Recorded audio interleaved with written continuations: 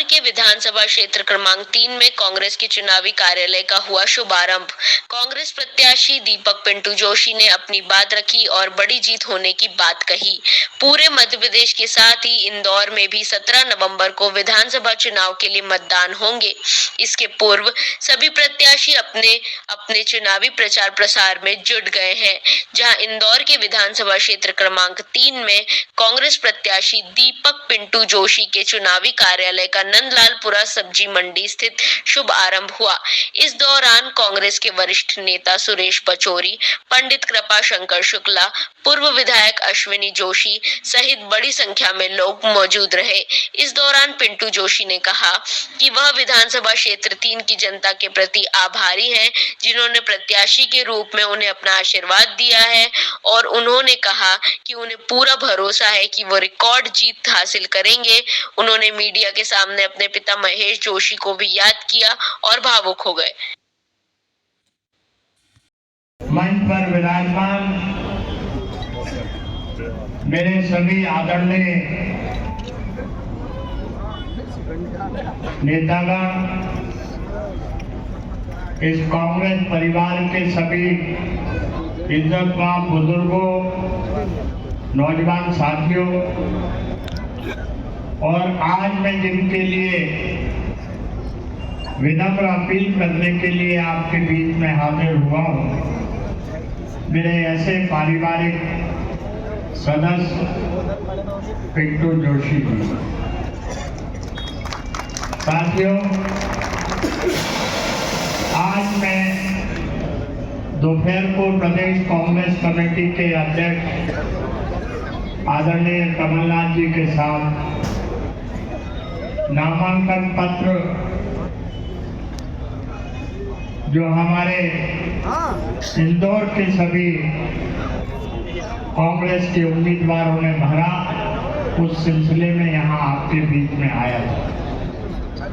उसी समय मुझे महेश जोशी जी ने, भाई विनय वाकलीवाल जी ने, अश्विन भाई ने, पिंटू भाई ने और सभी शोभा ओझा जी ने ये कहा कि मुझे आपके बीच में शाम को 8 बजे उपस्थित होना है। मुझे जाना था भोपाल, लेकिन मैं आपके बाद मैं आपसे अनुमति लेकर जाना चाहूँगा। आप सोच रहे होंगे कि मैं यहाँ इस कार्यक्रम में क्यों आया। मैं आपको बहुत स्पष्ट बात बताऊं, मैं ना तो यहाँ पूर्व प्रदेश कांग्रेस अध्यक्ष की हैसियत से आया हूँ, न मैं पूर्व मंत्री की हैसियत से आया हूँ, न मैं मुख्य अतिथि की हैसियत से आया हूँ। मैं पिंटू भाई और अश्विन भाई के पारिवारिक सदस्य के रूप में। आप कह रहे होंगे कि हर कोई बोल देता है कि हम इनके पारिवारिक सदस्य हैं, लेकिन मैं इसकी बुनियाद में जाना चाहता हूँ। मैंने अपनी युवक कांग्रेस की जो शुरुआत की 1972 से, पहला मैं ब्लॉक युवक कांग्रेस अध्यक्ष भोपाल में बना, तो वो आदरणीय महेश जोशी जी के आशीर्वाद से। और जब मैं इंदौर आता था तो इमली बाजार आता था, महेश भैया के चरणों में बैठकर मैं आगे मार्गदर्शन लेता था। मैं कृपा भैया से पूछ रहा था कि अपने लोग कितने अब सक्रिय हैं और कितने नहीं हैं, तो इन्होंने बताया कि भैया अशोक शुक्ला जी हैं, उनसे तो मेरी बात होती रहती है। चंपौर सिंह हुआ करते थे क्रिश्चियन कॉलेज में, अब नहीं है। और भी बहुत सारे, मैं नाम लेके आपका समय नहीं लेना चाहूंगा, लेकिन हम उनमें से हैं कि अगर महेश भाई ने उस समय कहा कि ऐसा करना है वैसा करना है, आप संकेत समझ रहे होंगे, तो हम ऐसा भी करते थे वैसा भी करते थे।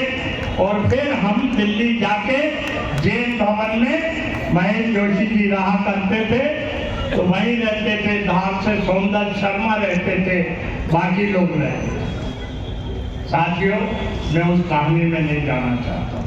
महेश जोशी एक ऐसा नाम हिंदुस्तान में और कांग्रेस में रहा है जिसने इंदौर में रहकर तो राजनीति की, लेकिन देश में उसने अपना एक नाम कमाया। दूसरी बात, चाहे जो परिस्थितियां रही हो, आप मेरा इशारा समझ रहे होंगे, उन्होंने कांग्रेस से रिश्ता नाता नहीं तोड़ा। उन्होंने गांधी परिवार के साथ समर्पित भाव से, ईमानदारी से और निष्ठा से काम किया। और मैं उसी बात को याद करते हुए आज पिंटू के साथ यहाँ खड़ा हुआ। अश्विन भाई है, उनके साथ बैठा हुआ हूँ और कहीं नहीं बैठा, मैं वहीं बैठा। साथियों, ये चुनाव बड़ा महत्वपूर्ण है। शोभा जी को मैं सुन रहा था।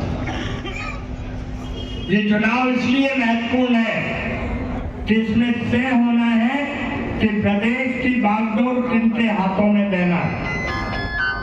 मैं 20-22 जिलों का दौरा करके आया हूं। आप यकीन मानिए, पूरे प्रदेश में कांग्रेस का माहौल बना हुआ है।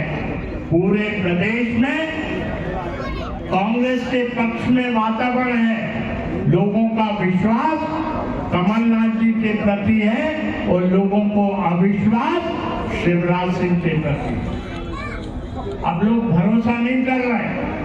वो जो घोषणाएं कर रहा है, वो जो वादे कर रहा है, उस पर कोई अमल नहीं हुआ। तो लोगों को ये मालूम है, लोगों को ये मालूम है कि शिवराज केवल चुनाव के मद्देनजर, चाहे लाडली लक्ष्मी योजना की बात हो, चाहे गैस सिलेंडर की बात हो और चाहे अन्य बात हो, वो केवल चुनाव के नजरिए से कर रहा है। चुनाव के बाद उसे मालूम है उसने रहना है। एक तरफ कमलनाथ है और दूसरी तरफ झूठ बोलने वाले शिवराज, रक्त मारने वाले शिवराज। 15 माह का कार्यकाल इस प्रदेश के वासियों ने कमलनाथ जी का देखा है। उन्होंने जो कहा वो किया। अगर किसान ऋण माफी योजना की बात उन्होंने कही, स्थानीय लोगों को युवा साथी बता रहे हैं, कांग्रेस पार्टी के शानदार कार्यकर्ता बता रहे हैं। सबको प्रणाम करता हूँ। आज स्वर्गीय पिताजी के चरणों में नमन अर्पित करते हुए एक वादा करता हूँ कि इलेक्शन तो आज हमने आपके बीच में आया हूँ, लेकिन आपका बेटा, आपका भतीजा, आपका भाई, आपका साथी वर्षों से रहा हूँ। हर चुनाव में, हर कांग्रेस के काम में एक कार्यकर्ता के रूप में मेरी भूमिका रही है। तो पहले मैं आपके बीच का कार्यकर्ता हूँ, आपके बीच का साथी हूँ, आपके बीच का वो भाई हूँ जो पहले सबसे पीछे मंच की कतार में खड़ा होता था। आखिर में आते आते यहाँ तक आपके आशीर्वाद से मंच तक पहुँचा हूँ। मेरे मन में आज भी वही भाव है कि मैं कांग्रेस पार्टी का वो सिपाही हूँ जिसको कांग्रेस पार्टी ने इस बार टिकट से नवाजा है। हमारे परिवार का गौरवशाली इतिहास, सेवा, प्रतिष्ठा और त्याग आप सबके सामने है। पहले पिताजी के रूप में आप सब लोगों से पारिवारिक संबंध बने, आप सब लोगों से पारिवारिक नाता बना, नाता आगे चलता रहा, सेवा चलती रही, त्याग चलता रहा, तपस्या चलती रही और आप सबने पूरे परिवार को खूब आशीर्वाद दिया। उसके बाद वेद भाषण, उसके बाद आदरणीय अश्विन भाई साहब के माध्यम से आप सबकी सेवा, आप सबके काम और आप सबकी इज्जत मिलती रही। अब मैं आपके बीच में आया हूँ। ये क्षेत्र हमारी बपोती नहीं है। आप लोग चाहते हो कि हम ऐसे चुनाव जीते। ये क्षेत्र हम लोग तभी जीत सकते हैं जब आपका आशीर्वाद, जनता का आशीर्वाद बीच में रहता है। तो लोग कहते हैं कि आपका गढ़ है, गढ़ हमारा नहीं, गढ़ आप लोगों का है जिन्होंने हमें यहाँ तक पहुँचाया, इस लायक समझा है। मैं पुनः आप सबके चरणों में नमन अर्पित करता हूँ कि जैसा मेरे परिवार पे आपका आशीर्वाद रहा, वैसा आशीर्वाद दोनों हाथ से मुझे दीजिए। क्षेत्र में जाके दोनों हाथ ऊंचे करके मुझे आशीर्वाद दीजिए। फिर आप मुझे आशीर्वाद देंगे, अपने क्षेत्र में जाके बोलिए कि हमारे घर का बच्चा लड़ रहा है, हमारे घर का साथी लड़ रहा है, हमारे घर का सदस्य लड़ रहा है। मैं वो साथी हूँ जो वर्षों से आपके बीच में एक छोटे कार्यकर्ता के रूप में रहा। युवक कांग्रेस एनएसयूआई के माध्यम से सड़क पर लड़ाई ली और 20 साल तक लड़ता रहा। कितनी बार जेल गया, कितनी बार पीठ पे डंडे गए, लेकिन कांग्रेस पार्टी की लड़ाई हमेशा मजबूती से आपके बीच में लड़ता रहा। आपने मुझे सड़क पे डंडे खाते हुए देखा, आपने हमें सड़क पे अपमानित होते देखा, लेकिन कांग्रेस पार्टी की विचारधारा से मैंने कभी कॉम्प्रोमाइज नहीं किया, क्योंकि कांग्रेस पार्टी ने हमारा तो रुक जाओ, कांग्रेस पार्टी ने जो दिया है, कांग्रेस पार्टी ने दिया है।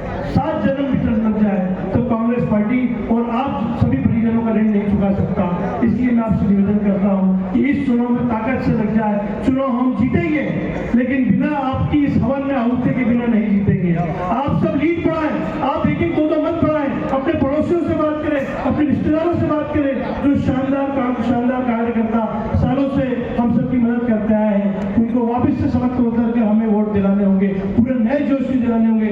जो मेरे नए साथी हैं उनसे एक निवेदन है, जो क्षेत्र के पुराने वरिष्ठ जन हैं उनके साथ सीखें, उनके साथ खड़े रहें, उनसे सीखें चुनाव कैसे लड़ा जाता है, उनसे अनुभव लें, आगे नहीं रहें, सबसे पीछे रहें। कार्यकर्ता के रूप में पीछे मैं हर साथी से निवेदन करूंगा, क्योंकि मैं खुद आपका भाई हूँ। इस चुनाव में बड़ों को आगे लेके हम चुनाव लड़ेंगे, बड़े आगे रहेंगे, हम सब युवा साथी पीछे रहेंगे, जिससे जो उनका अनुभव है आने वाले चुनाव में हमें भी मिलेगा। कोई अपने आप को ये ना माने कि वो सबसे बड़ा है और आगे है। हम वरिष्ठों को लेके आगे बढ़ेंगे, क्योंकि जीत के आएंगे, जब लड़ जाएंगे, जब सरकार बनेगी, तो आप में से हर वो साथी पिंटू जोशी होगा, हर वो युवा विधायक होगा, हर वो बुजुर्ग पिंटू जोशी का चाचा या बड़ा भाई होगा।